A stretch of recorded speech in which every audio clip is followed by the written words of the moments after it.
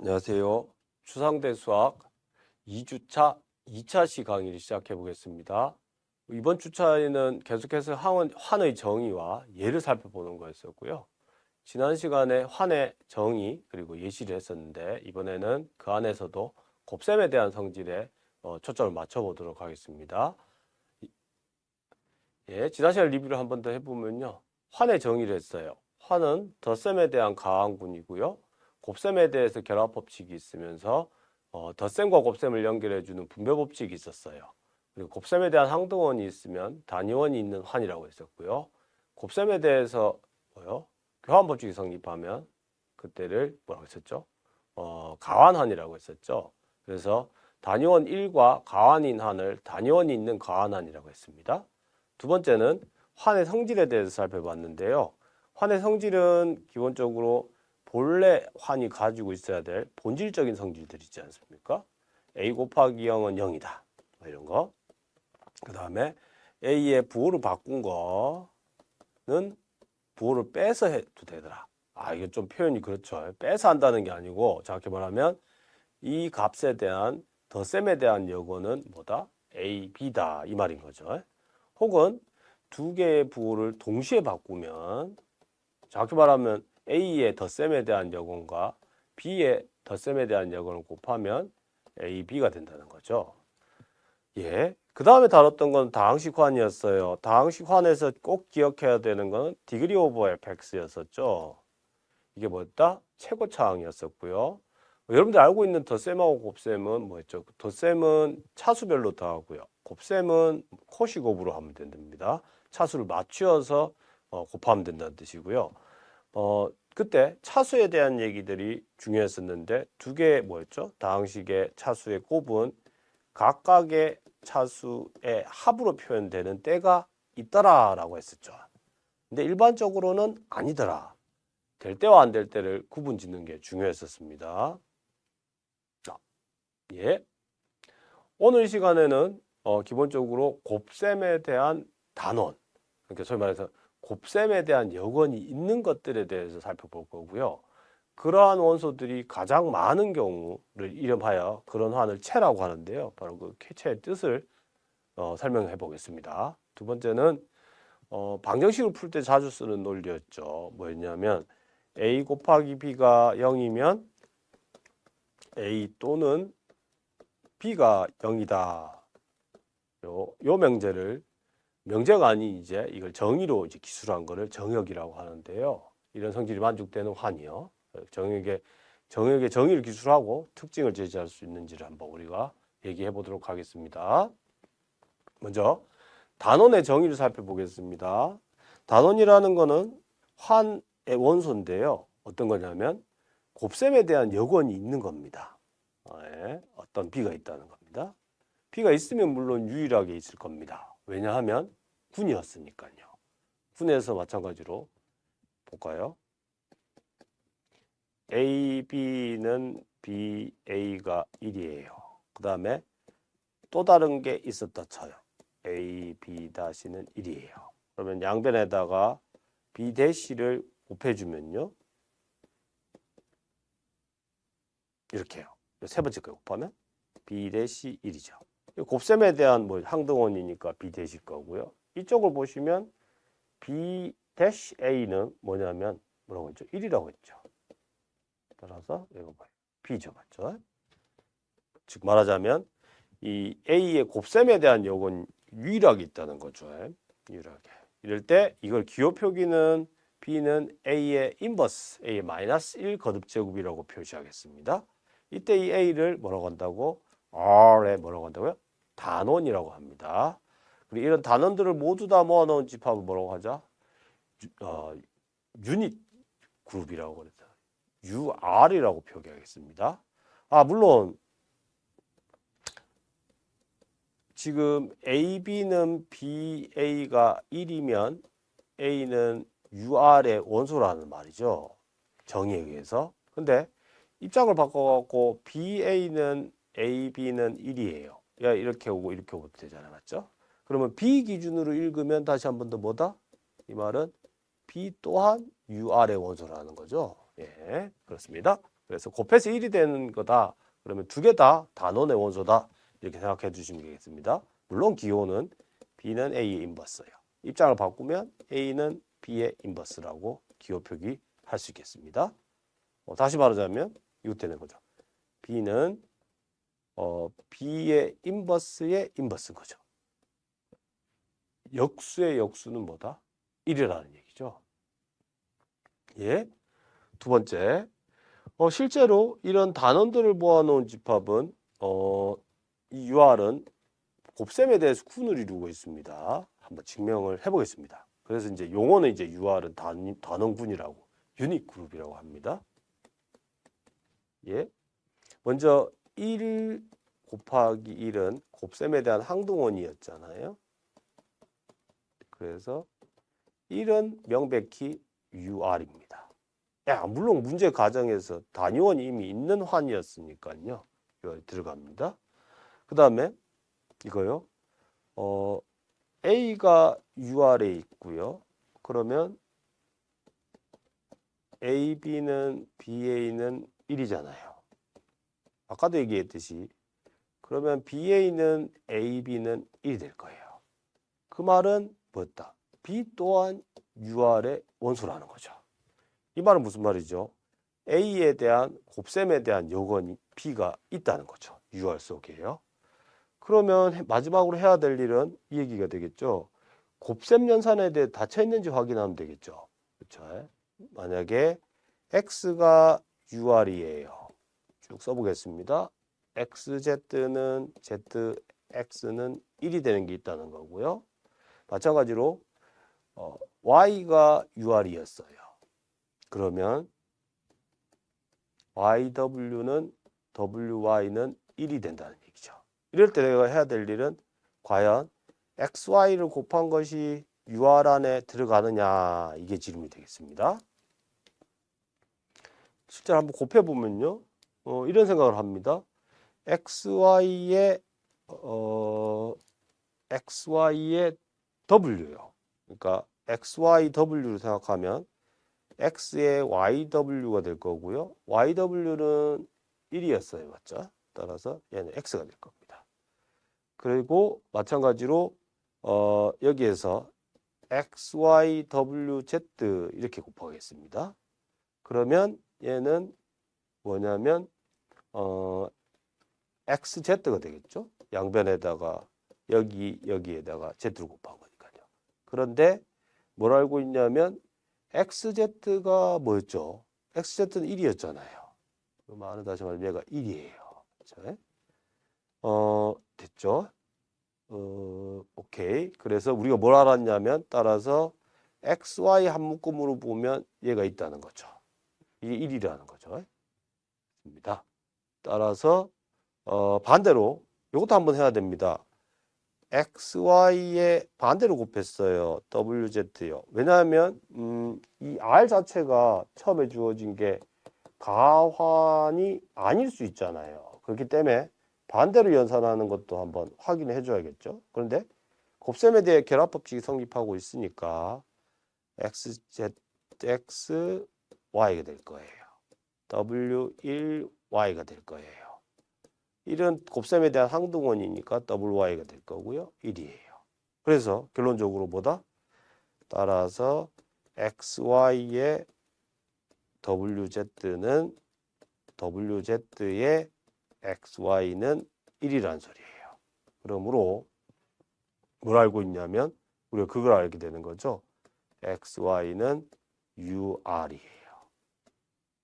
예, 그래서 UR은 앞으로 곱셈에 대해서 군을 이루고 있다고 해서 강조하여 단원군이라고 강조해 드리겠습니다.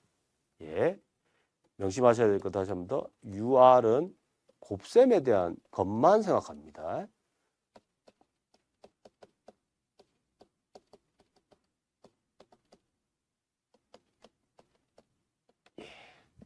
물론 모든 원소가 곱셈에 대한 항등 여건이 있는 건 아니기 때문에 말 그대로겠죠.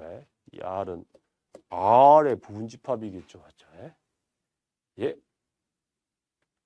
다음 예제를 한번 볼게요. 예를 들어서 R이 정수환이었어요. 그러면 얘네에 대해서 UR을 생각해 보자. 이 말은 어떤 거냐면 A인데 such that A, B는 BA는 정수 1인 거예요. A, B는 정수잖아요. 그러면 정수 두 개를 곱했는데 1이 될 수 있는 건 뭐가 있어요? 정확하게 나올 수 있는 리스트는 1하고 마이너스 1이겠죠. 실제로 1 곱하기 1은 명백히 1일 거고요. 마이너스 1 곱하기 마이너스 1은 뭐다? 1이 되잖아요. 지난 시간에 했던 거죠. 보호를 띄워버려도 된다고 했기 때문에. 따라서 1과 마이너스 1이 될 수 있는 모든 단원군의 원소가 되겠습니다. 두 번째, UZ6입니다. Z6는 생각할 때 이제 1학기 때 군론에 대한 얘기로 하면 다음과 같이 더하기 연산에만 초점을 맞추어서 논의를 많이 했었습니다. 6으로 나눈 나머지가 0일 때, 1일 때, 2일 때, 3일 때, 4일 때, 5일 때입니다. 덧셈에 대한 연산으로만 이해했는데 물론 이게 덧셈군이었죠. 맞죠? 곱셈에 대해서도 이제 똑같이 두 가지를 동시에 생각하자는 겁니다. 그러면 곱셈에 대한 이 여건이 언제 있냐 물어보는 거니까 사실은 UZ6를 셈해보라 그러면 A 바인데 such that A 바 B 바가 B 바 A 바가 1이 되는 경우죠. 여기서 1의 의미는 뭐다? 6으로 나눴을 때 나머지가 1인 거예요. 자, 따라서 어떤 거냐면 A 빼기 B가 뭐의 배수? 6의 배수가 되는 경우겠죠. 그래서 A 빼기 B가 6의 배수가 되는 거니까 항상 이런 일이 벌어지는 건 아닐 거예요. 실제로 하나하나씩 확인해 보면 A가 0이면 안 되죠. A가 1이면 이때는 됩니다. 그때는 B를 1로 잡아주면 되죠. 그 다음에 A가 2면요. 그러면 2B 빼기 1이 6의 배수라고요. 이거 불가능하죠. 왜냐하면 2B는 2의 배수니까요. 마이너스 1이 그러면 뭐의 배수가 된다고? 2의 배수가 돼요. 모순이죠. A가 3일 때도 3B 빼기 1이 6의 배수다. 모순이죠. 결국은 3의 배수, 마이너스 1이 3의 배수가 돼야 된다는데 말이 안 되죠. A가 4일 때도 마찬가지일 거예요. 4B 빼기 1이니까 이때도 말도 안 되는 얘기죠. 왜냐하면 2의 배수 마이너스 1이다. 끝으로 요겁니다. 핵심적인 경우 A가 5인 경우요. 5B 빼기 1이 뭐의 배수? 6의 배수인 경우죠. 이렇게 될 수 있나요? 5B 빼기 1이 6의 배수가 되는 경우. 다시 한번 써보면요. 같은 얘기로 5B 빼기 1은 6K 꼴이죠. 다시 한번 더 얘기하자면 5B 빼기 1은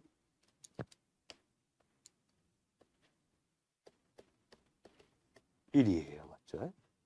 그래서 이건 실제 가능하죠. 이런 경우가 있죠. 정확하게 K가 마이너스 1이고요. B가 얼마인 경우? B가 마이너스 1인 경우죠. 맞죠?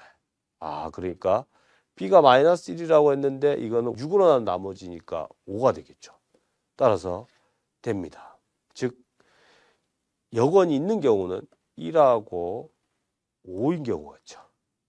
그러니까 말을 쉽게 하자면 6과 뭐인 거? 서로 소인 경우는 있다는 거죠. 여건이. 얘는 없고 얘도 없고 얘도 없고 얘도 없어요. 얘하고 얘만 있다는 거죠. 따라서 답은 이겁니다. 그것을 곱셈에 대해서 읽었을 때를 이렇게 기호 표기를 Z6 스타라고 이제 줄여서 했었고 이걸 우리가 1학기 때 썼던 곱셈에 대한 단원군입니다. 일반적으로 이 UZN의 원소의 개수는 오히려 P 함수가 되는 거죠. 기억을 좀 해두시면 좋겠습니다. 끝으로 다항식에 대해서도 얘기할 수 있다는 건데요. 다항식의 단위원입니다. 여기에서는 가장 간단한 경우로 QX에 대해 생각하고 있습니다. QX는 어떻게 생긴 거냐면 다항식들인데 어떤 다항식이냐면 fx의 개수가 모두 다 뭐다? q의 원소인 것들입니다. 예. 그런데 여기에서 UQR 이 단원군을 생각해 보래요. 그건 어떤 거냐면 fx인데 such that fx, gx, gx, fx가 얼마인가요? 1인 거죠. 맞죠? 이때는 우리가 이미 다항식의 곱셈에 매우 익숙해져 있어가지고 곱해서 1이 되는 경우는 뭐예요? 이 차수나 이 차수가 몇 차야 돼요? 0차여야 되는 거죠. 맞죠? 차수가 0차라는 말은 따라서 fx는 어떤 상수꼴이어야 되는 거죠. 물론 그 상수는 뭐가 아니면 된다? 0이 아니어야 된다는 거죠. 아하, 실제로 이 집합은 q에 0을 뺀 겁니다. 요건 g는 사실은 요 상수의 역수를 택하면 되니까요. 유리수의 역수로 이해하는 상황이니까 된다는 거죠. 따라서 유리수 개수 다항식환의 뭐다? 단원구는 정확히 개수인 유리수 집합에서 뭘 뺀 거? 0을 뺀 나머지 원소들로 이루어져 있더라. 여러분들 기억해 두셔야 될 건 앞으로 요게 그냥 단순히 유리수가 아니라 상수 다항식이다. 이렇게 이해해 두시면 되겠습니다. 0이 아닌 상수 다항식. 예? 예. 그 다음 얘는요. 비가환일 때도 됩니다. 비가환일 때도 단원군에 대한 얘기는 할 수 있습니다. 그 대표적으로 이제 선형대수 얘기를 조금 살려주실 필요가 있는데 이런 예입니다. 행렬화항 같은 경우에 2 곱하기 2 행렬들의 집합이에요. 그럴 때 단원이 뭐냐 물어보면 단원이 다시 한번 뭐였었죠? You are 지금 이 상황에서는 say A인데 such that A, B는 B, A가 되는 그것이 뭐 곱셈에 대한 항동은 E가 되는 거죠. B가 이 R에 있어요. 이건 다시 말하자면 필요충분 조건으로서 선형대수학에서 다뤄봤었듯이 뭘 하냐면 디터미넌트 A가 0이 아닐 때라고 했었죠. 맞죠? 그러니까 중요한 거는 이 방향이요. 그러니까 A, B는 B, A가 2이면 그러면 디터미넌트의 성질에 의해서 이거예요. 후자는 1이에요. 전자는 디터미넌트 성질이 뭐였었냐면 곱셈에 대해서 분리해도 된다고 했었죠. 그러니까 지금 이 상황이요. 디터미넌트 A가 뭐다? 1이 뭐 곱해서 1이 되는 거니까 일단 0은 아닌 거죠. 맞죠? 그러므로 요 조건을 만족하는 게 있으면 그러면 들어가는 건 맞아요. 핵심은 여기죠. 역으로 뭐다? 디터미넌트 A가 0이 아니면 그럼 뭐다? A, B는 B, A는 E가 되는 어떤 유일한 B가 존재한다는 거죠. 이걸 우리가 선형대수학에서 했던 겁니다. 정확하게 뭘로? 크레이머 공식을 이용해서 지금 이 조건 하에서 이 B를 찾았던 겁니다. 크레이머 공식은 간략하게 2 곱하기 2인 경우만요. 연립방정식을 그냥 푸는 해입니다. say EF라고 하면 이때 X는 어떻게 주어지는 거냐면 디터미넌트 A, B, C, D에 첫 번째 거는 첫 번째 걸 교체합니다. 그래서 EF, BD로 주어진대요. 얘네 디터미넌트. 같은 요령으로 Y는 분모는 똑같아요. 디터미넌트 A, B, C, D에 디터미넌트 이번엔 두 번째 거예요. 이렇게 두 번째 열을 바꾸는 겁니다. A, C, E, F예요. 이와 같은 공식을 크레이머 공식이고 이건 일반적으로도 N차 방정식에서도 N차 연립 방식에서도 말할 수 있기 때문에 이 x와 y를 찾을 수 있어요. 우리가 역행렬을 찾는다는 건 사실은 일반적인 n 곱하기 n인 경우에는 뭐였죠? n개의 열 벡터를 찾아주면 되는 거였죠. 따라서 이와 같은 요령으로 열 벡터를 찾을 수 있더라라는 게 크레이머 공식에 의해서 역행렬, 다시 말해 역원이 존재한다는 겁니다. 예, 보통 우리가 근데 이 역원은 이렇게 표기하기도 합니다. 조금 어색하긴 하지만 왜냐하면 A의 인버스를 1 나누기 A 행렬이라고 쓰면 좀 어색하죠, 맞죠? 그렇지만 이렇게 표기하기도 합니다. 예, 이제 단위원이 있는, 소위 말해서 단위원이 있는 가한원에 초점을 맞출 겁니다. 그 중에서도 소위 말해서 단원들이 가장 클 때는 0 빼고 다 되면 됩니다. 바로 이때를 이름 하나 붙이겠습니다. 환에다가 단위원이 있는 가한한의 단원군이 전체 단대 덧셈에 대한 항등원을 제외하고 모두다라고 하면 이때를 이 집합 R을 채, 필드라고 합니다. 제가 말로 설명할 때는 쉽게 말해서 사칙 연산의 자유로운 집합이라고 말할 겁니다. 그 이유가 뭐냐면 더하기 곱하기에 대해서는 오케이예요. 그건 이미 환이면 되는 거죠. 더 나아가서 빼기도 오케이예요. 왜냐하면 덧셈에 대해서 뭐기 때문에 가한군이기 때문이죠. 이때 문제가 되는 거는 나눗셈이 문제죠. 이 나눗셈은 다른 게 아니라 앞에 기호에 따르자면 B의 인버스예요. 다시 말하자면 B의 역원이 존재하냐 이 얘기인 거죠, 맞죠? 그런데 지금 제가 이게 채다 그러면 모든 0이 아닌 거에 대해서는 곱셈에 대한 역원이 존재하고 있는 상황이므로 항상 이것이 기호가 의미가 있게 되는 거죠. 이렇기 때문에 저는 채다 그러면 사칙연산의 자유로운 집합이다 라고 얘기할 때도 있을 겁니다. 일반적으로 채는요, 이번 학기에서는 R이라고 쓸 때도 있을 텐데 다음 학기 때는 R 대신에 채인 경우에는 필드의 대문자 F를 가지고 와서 F라고 하겠습니다. P로 나눈 나머지의 집합, 이게 뭐였죠? ZP 0바, 1바, P-1바였죠. 얘네 단원을 생각하면 원소의 개수가 원래 phi 함수이기 때문에 P-1개예요. 이 중에서 P-1개니까 0 빼곤 다겠죠. 그래서 얘는 ZP에서 0을 제외한 게 되겠죠. 그래서 얘는 채입니다. 됐죠? 그렇지만 얘는 채가 아니에요.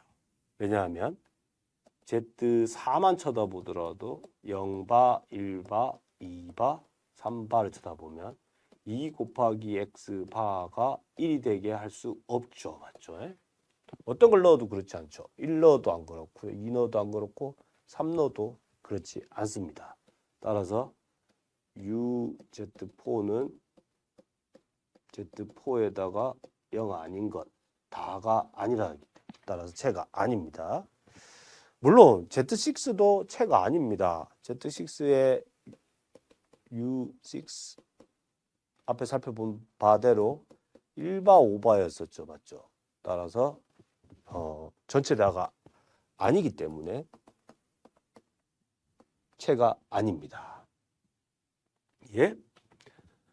끝으로 곱셈에 대한 성질 중에 가장 중요한 거 정역을 한번 정의해 보겠습니다. 곱했을 때 0이면 둘 중 하나는 0이다. 그래서 다시 한 번 더 단위원이 있는 가한안에 집중하겠습니다. 그랬을 때 두 원소에 대해서 둘 다 0이 아니면 곱해도 0이 아닙니다.